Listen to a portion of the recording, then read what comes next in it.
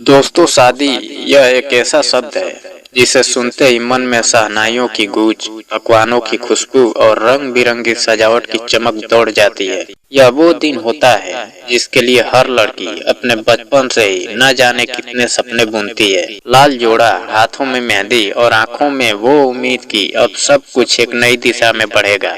लेकिन क्या हो जब सपनों का यही दिन किसी बुरे सपने में बदल जाए? क्या हो जब हंसी मजाक की पतली सी रेखा बदतमीजी और अपमान की गहरी खाई में गिर जाए?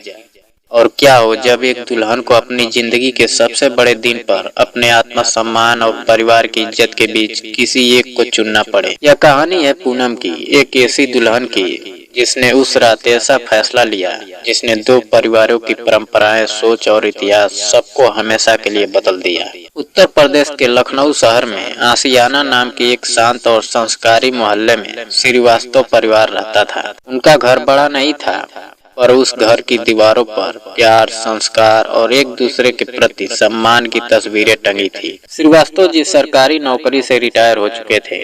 उनका मानना था इज्जत बड़ी चीज है, बाकी सब बाद में।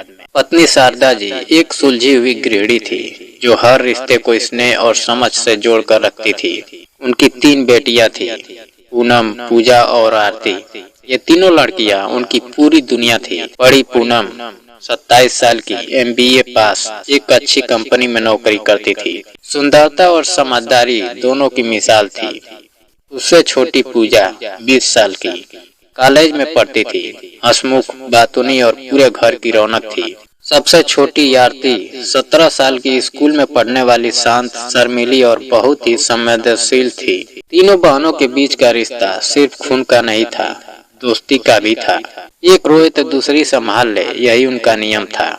कई महीनों की खोज के बाद पूनम का रिश्ता कानपुर के वर्मा परिवार में तय हुआ। लड़का राहुल अपने पिता का बिजनेस संभालने वाला, दिखने में, सुनने में अच्छा और परिवार से अमीर था। ये रिश्ता देखकर सब खुश थे। श्रीवास्तव जी को लगा कि उनकी मेहनत का फल मिल गया। उन्होंने अपनी जिंदगी भर की बचत इस शादी में लगा दी, क्योंकि हर बाप चाहता है कि उसकी बेटी की विदाई में कोई कमी ना रहे। दिन आया, बारात की गूंज, बैंड की थाप और घर में रंगीन रोशनी की छटा फैल गई। गेंदों के फूलों से सजा आंगन किसी मेले जैसा लग रहा था।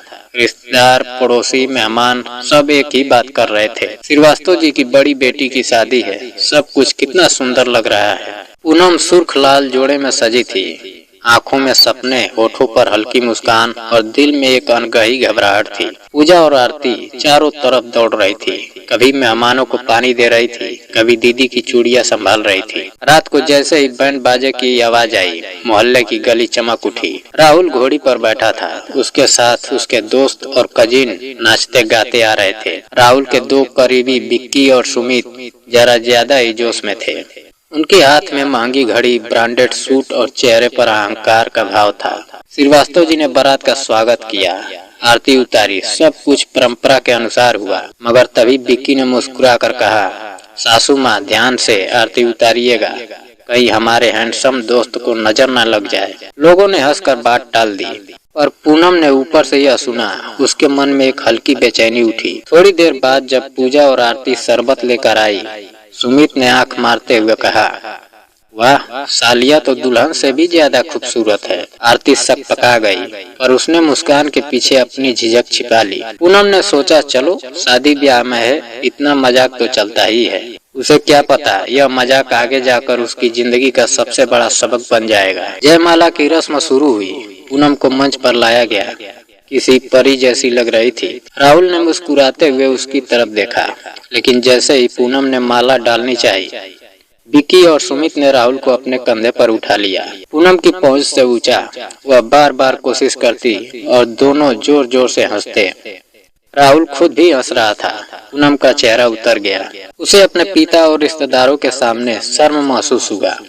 आखिर श्रीवास्तव जी ने जाकर कहा, बेटा मजाक ठीक है, पर हद में रहो। तब जाकर राहुल नीचे उतरा और रस्म पूरी हुई। पूनम ने उस वक्त कुछ नहीं कहा, पर उसके अंदर एक टीस सी उठी, क्या यही वो इंसान है जिसके साथ मुझे जिंदगी बितानी है? अब जूता छुपाई की रस्म आई।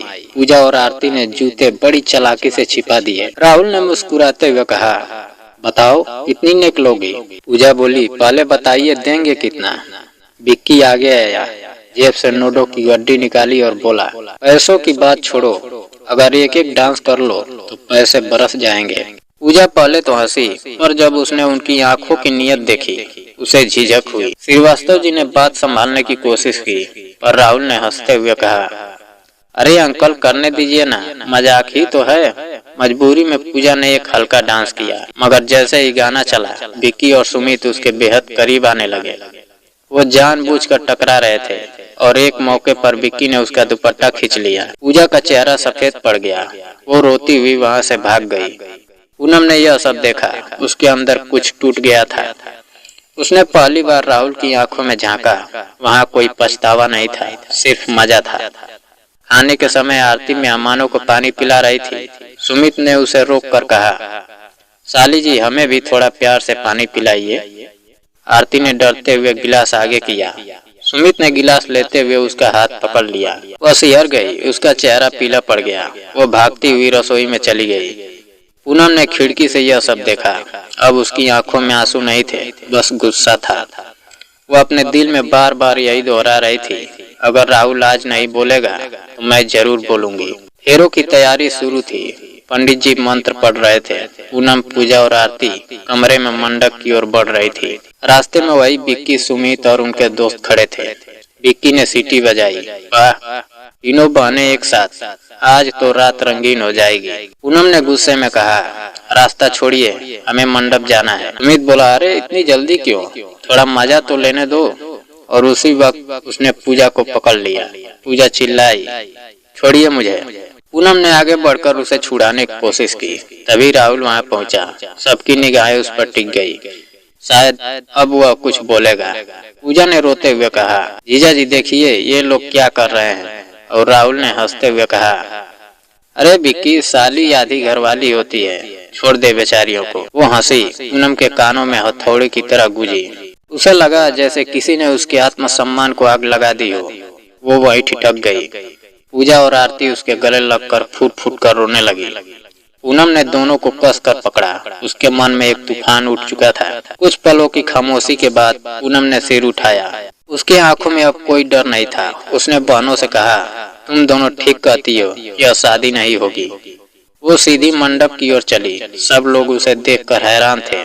पंडित जी बोले, बेटी मुहूर्त निकल रहा है, दूल्हे को बुलाइए। पूनम ने ऊंची आवाज में कहा, अब कोई फेरे नहीं होंगे, यह शादी अब नहीं होगी। पूरा मंडप सन्न रह गया। लोगों की सांसें थम गई। श्रीवास्तव जी भागते हुए आए। बेटी यह क्या कह रही हो? पूनम ने दृढ़ स्वर में कहा, पापा मेरा दिमाग आज ही तो ठीक हुआ है। आज मैंने देखा कि औरत की इज्जत यहाँ मजाक बन चुकी है। राहुल और उसका परिवार पहुंच चुका था। राहुल के पिता गरज उठे, ये क्या तमाशा है, शादी के दिन यह नौटंकी क्यों? पूनम ने शांत पर आग भरी आवाज में कहा, तमाशा तो आपके बेटे और उसके दोस्तों ने किया है। मेरी बहनों के साथ बदतमीजी की, अपमान किया और आपका बेटा हंसता रहा। फिर उसने सबके सामने एक एक घटना बयां की। विक्की और सुमित के चेहरे पर हवाइयां उड़ गई। राहुल की नजरें झुक गई। पूनम ने कहा, जो इंसान अपनी पत्नी की बहनों की इज्जत की रक्षा नहीं कर सकता, वो कल अपनी पत्नी का सम्मान कैसे करेगा? मुझे ऐसा पति नहीं चाहिए। पूरा मंडप खामोश था। बस पंडित जी के श्लोक अधूरे रह गए। श्रीवास्तव जी के आंखों में आंसू थे और गर्व भी था। उन्होंने अपनी बेटी के कंधे पर हाथ रखा और बोले, बेटा तूने सही किया। हम अपनी बेटी की शादी वहाँ नहीं करेंगे जहाँ उसकी इज्जत का मोल ना हो। वर्मा जी कुछ कह नहीं पाए। उनकी आवाज गले में अटक गई। उन्होंने अपने बेटों को डांटा, माफी मांगी, पर अब देर हो चुकी थी। ढोलके चुप हो गई, रोशनियां बुझा दी गई, बारात खाली हाथ लौट गई। रात बीती, घर में सन्नाटा था। पूनम खिड़की के पास बैठी थी। सुबह की ठंडी हवा उसके चेहरे पर पड़ रही थी। उसके होठों पर अब मुस्कान थी, दर्द की पर जीत की। शारदा जी उसके पास आई। उन्होंने उसकी आंखों को चूमा और कहा, तूने जो किया, हर माँ को अपनी बेटी से वही उम्मीद रखनी चाहिए। दोस्तों, यह कहानी सिर्फ पूनम की नहीं है, यह हर उस लड़की की है जो चुप रहकर सब सह जाती है, और हर उस पिता की जो सोचता है लोग क्या कहेंगे। पूनम ने सिखाया, रिश्ते निभाने से पहले खुद का सम्मान बचाना जरूरी है। जो औरत का अपमान देखकर हंस सकता है वो इंसान नहीं, डरपोक है। और जो लड़की अपने आत्मसम्मान के लिए खड़ी हो सकती है वो असली नायिका है। अगर पूनम की यह कहानी आपके दिल को छू गई हो तो इसे शेयर कीजिए और चैनल को सब्सक्राइब करें, ताकि हर घर में यह संदेश पहुंचे और औरत का सम्मान मजाक नहीं, संस्कार है। जय हिंद।